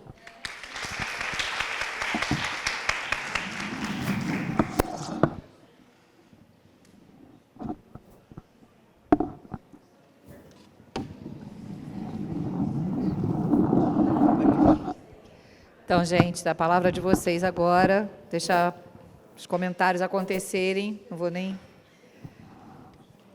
Alguém quer falar? Sim? Quem? Ninguém? Leva lá. Boa tarde, eu sou Marina, do município de Araruama. Esse assunto, ele sempre me leva à minha infância.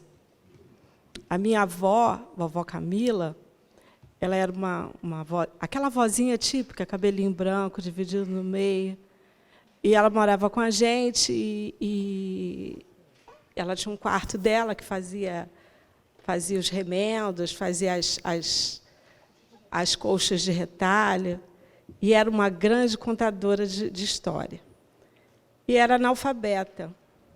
E ela ouvia, as histórias que ela contava para a gente eram histórias que ela tinha ouvido do pai dela, que, por sua vez, eu nunca vi essas histórias escritas em livros.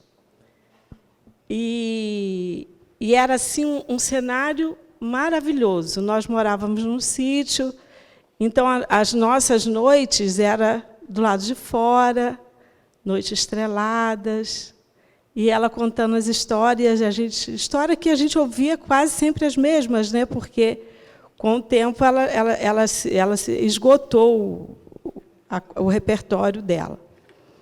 Mas aí eu vejo o quanto ela, com essas histórias, e é um momento afetivo, né? A história, a literatura, ela aproxima as pessoas. O sentimento ele se aflora muito nesses momentos. E essas histórias eu vejo hoje o quanto esse contato ele me ajudou a ser o que eu sou. E vejo na literatura hoje na escola esse momento também, né? De aproximação, de afetividade, da criatividade mesmo, da linguagem e, acima de tudo, o afeto, que às vezes está faltando muito dentro da escola, e a literatura ele cumpre muito bem esse papel. A gente vê um professor hoje esgotado, né, cansado, muitas vezes desvalorizado, com uma má formação, e ele não faz melhor porque não sabe realmente fazer.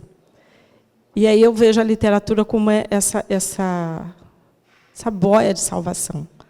Porque se a gente tiver uma boa biblioteca na escola, se a gente tiver mais recursos na escola, a gente consegue fazer melhor do que a gente faz. E as crianças hoje, a gente falou muito hoje de manhã da heterogeneidade, né, nas salas de aula, e essas diferenças elas são muito grandes, né? A realidade do professor hoje da escola pública é muito difícil. Eu, muitas vezes, nos momentos de formação, me sinto, às vezes, até culpada de estar exigindo e esperando daquele professor uma qualidade de trabalho muito melhor do que aquela que ele está formado para fazer diante dessa realidade tão dura que a gente está vivendo. Eu estou falando isso até mais como um desabafo e um sonho mesmo de ver essa escola pública com mais livros mesmos, com mais chance de reflexão, da gente poder entrar nesse mundo imaginário e, às vezes, e com isso, aliviar a nossa realidade, né? Porque a imaginação, a literatura faz tudo isso. Muito bom ouvir vocês. A gente vai para casa. Vamos para as formações, vamos para as secretarias, estimuladas a também conversar com os nossos professores essas práticas, né, de fazer melhor para os nossos alunos mesmo. Muito obrigada, a fala de vocês foi muito boa, além de me levar lá na minha infância, lembrar da minha avózinha. A gente vai vendo novas chances aí pela frente, tá bom? Mais algum comentário? Não? Podemos passar a palavra para a mesa? Eu estou doida para falar também, mas eu vou deixar ele. Jordana, então, fala primeiro. Fazer em bloco, porque a gente tem mais alguns minutos, né? Tem que fechar aqui às 4h30, não é isso, Isa? Tá. Vai ser usado por nós às 6 horas. Eu queria... Pode falar, Jordana. Gostaria de parabenizar a mesa, todos os palestrantes fizeram ótimas falas, né? Muito boas, aprendi muito com todos os três. E eu gostaria que vocês falassem um pouco mais dessa relação entre a sequência didática e a literatura, né? E como é que a gente pode pensar nessas relações, nas possibilidades, quando a gente vai falar das crianças pequenas, né? Como é que a gente pode pensar os projetos discutindo literatura infantil e como pensar essas relações, né? Eu acho que eu gostaria de ouvir vocês um pouquinho, né?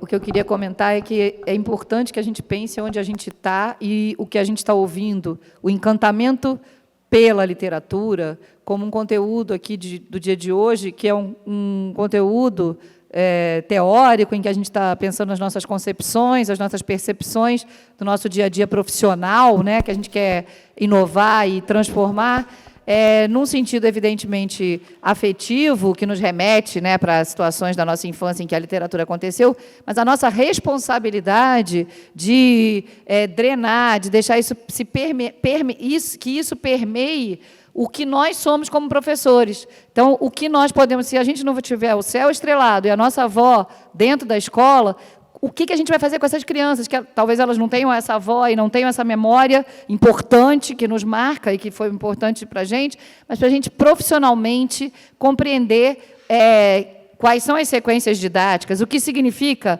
essa sequência, vamos dizer assim, essa organização dos nossos procedimentos pedagógicos no rumo de o quê? O que nós queremos com a literatura, quais são as nossas concepções de literatura, para a gente poder fazer as crianças produzir a literatura nos dois sentidos, porque o que a gente viu aqui foi um sentido de produção de leitura, no sentido de interpretação, recepção, gosto, né? Essa estética que está sendo apreciada e aprendida, e no sentido também de produção, que a gente vê muito forte como um caminho natural, depois de você ter tido a experiência forte, intensa, pedagógica, de ser leitor, como é que você chega a ser produtor de literatura dentro da escola, se isso é responsabilidade da escola, se isso não é, até que ponto, como é que a gente está concebendo a literatura. Né? A gente tentar... Porque a gente tem um pouco, dentro do discurso educacional, essa ideia de a literatura é tão importante, nos afeta, eu sou afetada por isso e tal, mas a escola que nós temos hoje não cabe a literatura, não é possível, porque a gente não tem livro, porque a gente não tem dinheiro, porque a gente não tem, porque a gente é mal formado. Não, o professor está aqui em formação, aqui é a nossa formação. Né? Então, aqui é o nosso momento, e o momento é agora, se a gente não fez até hoje, enfim, um pouco... tentar chamar um pouco para o debate nesse sentido mais... para a gente poder aproveitar mais o que foi dito aqui, que foi, como eu concordo com a Jordana, muito precioso. Né? Eu queria comentar uma questão que eu acho muito importante. Assim.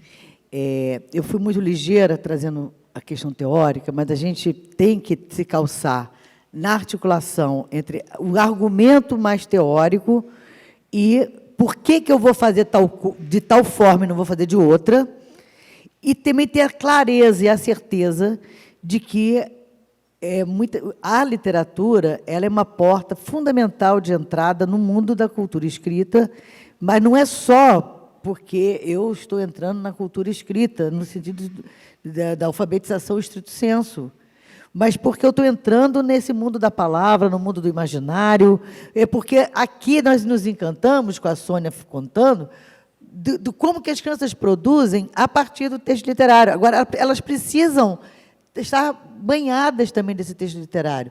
Mas o texto literário enquanto texto literário. E aí eu vou responder para você, Jordana. O problema é que, muitas vezes, aquelas formas de pensar a literatura estão todas presentes. A gente quer a literatura para ensinar as letras, para ensinar palavras, para ensinar sílabas. Então, vamos sublinhar todas as palavras que têm tal sílaba, começa igual a tal sequência. Então, a gente começa a destituir a literatura. Eu não estou dizendo que a gente até pode chegar lá, mas isso não pode ser a primeira coisa a fazer com a literatura. Porque se a gente já parte do princípio que é para esse tipo de trabalho, a gente tira a literatura da coisa gostosa que é esse encantamento, a questão do imaginário, a questão que essa avó pode ser a Sônia na sala de leitura. Essa avó não precisa ser a avó. Ela pode ser cada uma de nós, professoras, né, que vai contar a história e as crianças vão se encantar com elas, vão ler a história e a criança vai entrar na história, porque nós também estamos dentro da história. Então, eu preciso me deixar também levar pela literatura. Eu preciso fazer escolhas, eu preciso conhecer a literatura, eu preciso ler o que eu gosto para os meus alunos, né, independente do que eu vou fazer. Agora, é lógico que tem uma coisa da continuidade, né, Sônia? Assim, ali, de repente, uma coisa puxa a outra, a criança te diz, às vezes, o caminho. Aquilo tudo que você planejou antes, às vezes, nem não vai colar ali, né? Mas a gente se deixar levar também por esse imaginário. Isso é trabalho, gente. Vocês têm que ter certeza que isso é trabalho pedagógico, porque ele humaniza. Então, ele vai para além da letra. Então, se a gente não tiver a convicção de que isto é trabalho pedagógico, isso não é perder tempo, isso tem que ocupar um espaço privilegiado na escola, e não um espaço secundário. Porque todo mundo aqui concorda com a literatura, mas deixa a última atividade do último momento para tapar o buraco antes de chegar à condução, ou antes das mães entrarem na sala. A criança leva um livro para a escola, eu sei porque eu já fui professora de criança. A gente tem tanta tarefa para fazer, o que a gente faz? Deixa para o último momento. Ah, hoje não deu tempo, traz amanhã. É assim que a gente faz, porque isso não é importante. O mais importante é o meu planejamento, a minha sequência. Então, a questão é que ou a gente se calça, teoricamente, para achar é importante, é fundamental. É daí que eu vou conseguir capturar esse sujeito pelo imaginário, que ele vai querer chegar no primeiro ano, ele está doido para ler. É isso que a gente tem que fazer na educação infantil. E no primeiro ano tem que continuar lendo. E no segundo ano tem que continuar lendo. E no terceiro ano tem que continuar lendo. E no quarto ano tem que continuar lendo. E na faculdade, né, Ludmila? A gente continua lendo para os nossos alunos aqui da pedagogia. Cada dia que eu entro na sala, eu leio. Hoje eu não li porque fiquei fazendo outra coisa. Mas a gente lê um livro de literatura. Por quê? Porque a literatura é boa para todo mundo. E a literatura infantil hoje, né, ela é sensacional. Que a gente vai dizer que eu ia ler esse livro, se der tempo depois, da última coisa eu leio, porque eu acho que ele que é um livro, porque a gente está aqui, né, no outro espaço. Mas, assim, para quem é? Né? Porque a literatura é para quem? Para todos nós, é arte. A arte não tem idade, né?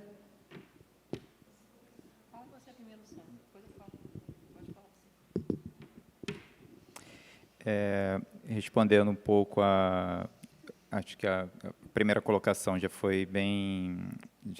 Já houve uma fala aqui da professora Patrícia Corsino, que discorreu bem sobre o assunto. Eu queria me ater um pouquinho mais à pergunta da Jordana, né, sobre a sequência didática e literatura. Como eu procurei mostrar aqui para vocês, eu trouxe uma visão externa, né, externa à literatura infantil, mas é um trabalho com a literatura, e o que a Patrícia estava colocando, essa questão que a gente segue lendo, a gente segue precisando ler, precisando trabalhar com a literatura, e esse trabalho oco, por assim dizer, às vezes, com o texto literário, ele vai se repetir lá no ensino fundamental 2, vai se repetir no ensino médio, vai se repetir na universidade também, e por isso eu lembro do meu contato com textos, com livros de Machado de Assis, com um estudo dirigido,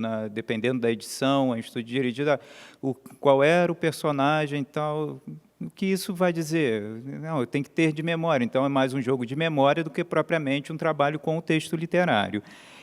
O que a sequência didática, a forma... Quando a Elaine me convidou para falar sobre...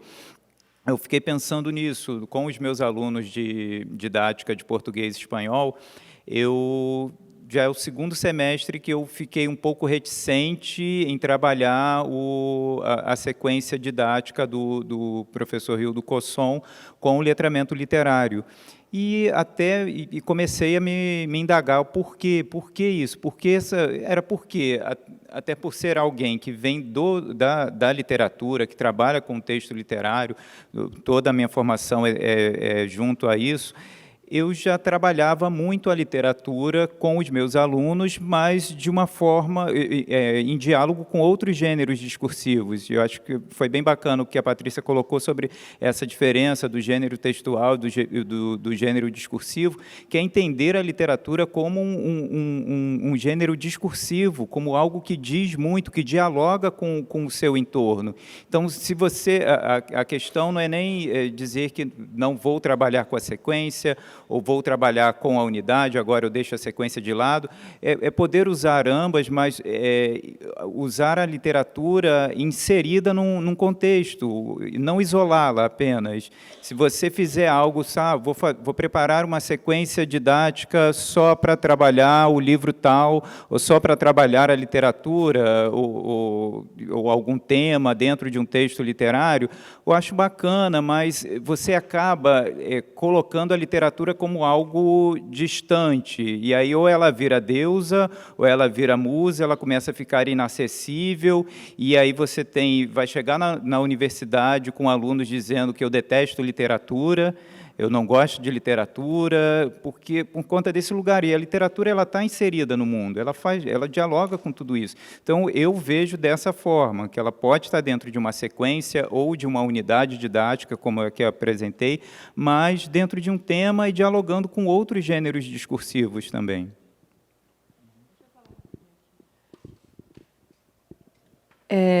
Esqueci o seu nome, você falou? Marina. Então, Marina, você falou a questão da literatura, do encantamento, da boia de salvação. Acho que a literatura não é salvação, né? Eu acho que ela não... Assim, eu acho isso, né? Acho que ela é importante, acho que ela humaniza, tudo isso que já foi falado aqui, mas acho que a gente não deve pensar em salvação, né? Acho que... Não sei, estou me colocando assim, acho que não é isso. Né? Acho que ela está ali para trazer coisas para a gente ter uma interlocução com ela, mas não para salvar a gente. Mas você falou muito da questão da literatura oral, acho que é super importante, né? A vivência com a literatura oral, tem muitas pessoas que tiveram, outras não tiveram. Muito da literatura oral hoje está em livros, sim, muito não está, né? E é importante que a gente também compartilhe essa literatura oral, se a gente conhece, trazendo, que a gente ouviu com os nossos familiares, isso é super importante também, eu acho. Né? E acho também, você falou uma outra coisa, é importante que as escolas tenham bibliotecas boas, para nutrir também os próprios professores, e eu concordo com você plenamente, eu acho que sim, mas, exatamente, tem muita escola que tem biblioteca, que tem livro e que está fechado, então, ou os professores não aproveitam aquilo, ou na coordenação, enfim, a direção não coloca isso como algo importante para que o próprio professor se forme com aquele acervo que ele recebe, né? Então, eu acho que a gente também tem que olhar para isso, né? Eu acho que tem muitas escolas que têm, o PNBE aí funcionou durante uns 10 anos, 8 anos, sei lá, e nutriu muitas escolas de um excelente acervo. Eu sei porque eu ando aí pelo Brasil e vejo, no fim do mundo lá, eu vejo os livros do PNBE, então é importante que a gente também veja se a nossa escola tem esses livros, como estão, né? E abrir espaço para a formação continuada dos professores na própria escola em relação a a esses acervos. Senão, a gente vai sempre colocar, mas a gente não teve a formação, mas isso não é uma questão que a escola também tem que proporcionar, né? Eu acho. Né? E, respondendo a Jordana, eu acho que essa questão da sequência didática, e compartilhando aqui com o que o Luciano falou, eu acho que, tudo bem, tem aquele antes, durante e o depois, né, da leitura, que você pode amarrar mais ou menos, né, as sequências didáticas que o Luciano apresentou, que eu não sou uma conhecedora profunda de sequência didática, mas, pelo que ele apresentou, amarra bastante. Né? Não é que seja ruim amarrar, eu não acho ruim amarrar, mas você tem que... Algumas situações é ruim, porque você deixa de ouvir o que a criança está trazendo. Acho que eu mostrei isso aqui em vários projetos de educação infantil, né? Claro que você tem que ter um objetivo. Por que daquele livro? Onde é que eu acho que eu vou chegar com aquele livro, ou com aqueles livros dentro de um projeto? Que estratégias eu vou usar para, talvez, alcançar aqueles objetivos que eu imaginei, né? Mas isso pode ter desvios, como eu apresentei também. E aí, se você não ouve e não reformula aquilo que você está fazendo, você vai ficar querendo forçar aquele negócio a acontecer, entendeu? Então, eu acho que isso que a gente tem que saber ouvir. O que a criança está trazendo, como ela está reagindo a cada elemento que você traz, a história, a música, o filme, seja lá o que for, né? E onde você quer chegar, sim. Mas, às vezes, a criança vai te apontar outro caminho. Era isso que eu queria dizer. Eu só quero complementar o seguinte, existem projetos, uma escola tem uma infinidade de projetos, a gente pode discutir projeto de N formas, né?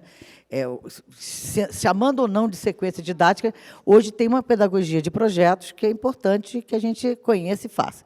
Então, a gente, concordando aí com a questão, quer dizer, o que é um projeto, eu, particularmente, acho que a ideia da sequência didática ela ficou engessada. Então, eu prefiro chamar de projeto, que é uma coisa mais aberta. Mas, enfim, cada um vai fazer as suas escolhas. O projeto, por exemplo, eu posso estar trabalhando um projeto, sei lá, de geografia, né? E esse projeto, que tem mais a ver com geografia... Vou dar um exemplo. Tá? A escola do meu neto, agora, eles estão trabalhando um projeto anual, a Escola Sapirê trabalha com um projeto anual, e o projeto é comunicação. Então, a turma dele, esse semestre, agora a gente teve uma festa pedagógica, ele trabalhou com um livro. Eles fizeram coisas incríveis com o livro em todas as áreas. A temática do livro perpassou, eles fizeram diferentes escritas cuneiformes, eles viram como é que era a escrita dos egípcios, eles fizeram aí e depois eles fizeram uma performance, que até poderia ter passado aqui, né? Sensacional, eles criaram um poema sobre o livro e fizeram um poema corporal com o livro, isso foi gravado e tal.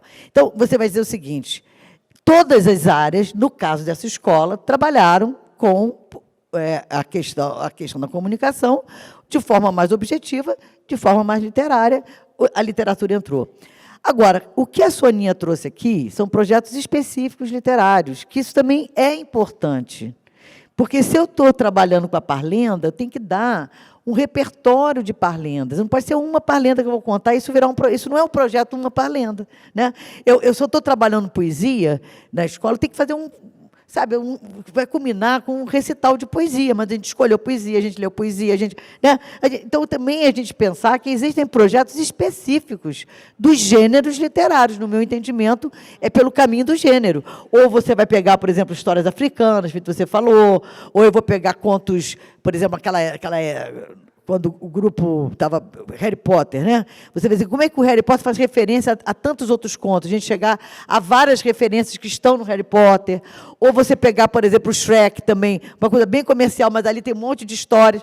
Então, são muitas as formas dos projetos se organizarem.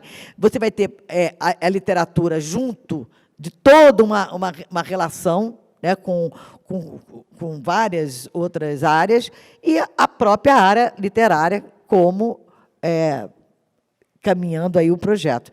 Assim que eu estou vendo, eu acho que a Sônia, como professora da biblioteca, ela tem os projetos da biblioteca. E a biblioteca é um coração da escola. A biblioteca faz coisas, né? E os professores também fazem. Né? Então, é muita coisa que é feita, não é só a biblioteca, nem só o professor. Né? Que a Eden também trabalha com projeto, né? Gente, a gente vai ter que encerrar. Tem que fechar aqui o auditório. É sempre um prazer, né? Dá vontade da gente ficar o dia inteiro, né? Na verdade, a temática rende muito e muito provocadora, né? Fiquei impressionada com a quantidade, né? Tive que cortar a palavra da Sônia, tendo o maior prazer com a abundância, né, de possibilidades, de realizações, de produções em torno da literatura. E a discussão teórica também valeu muito a pena essa mesa, mas a gente tem que encerrar uma hora tem que acabar, né? Então, obrigada, mesa, obrigada a vocês três, palestrantes, e vamos uma salva de palmas.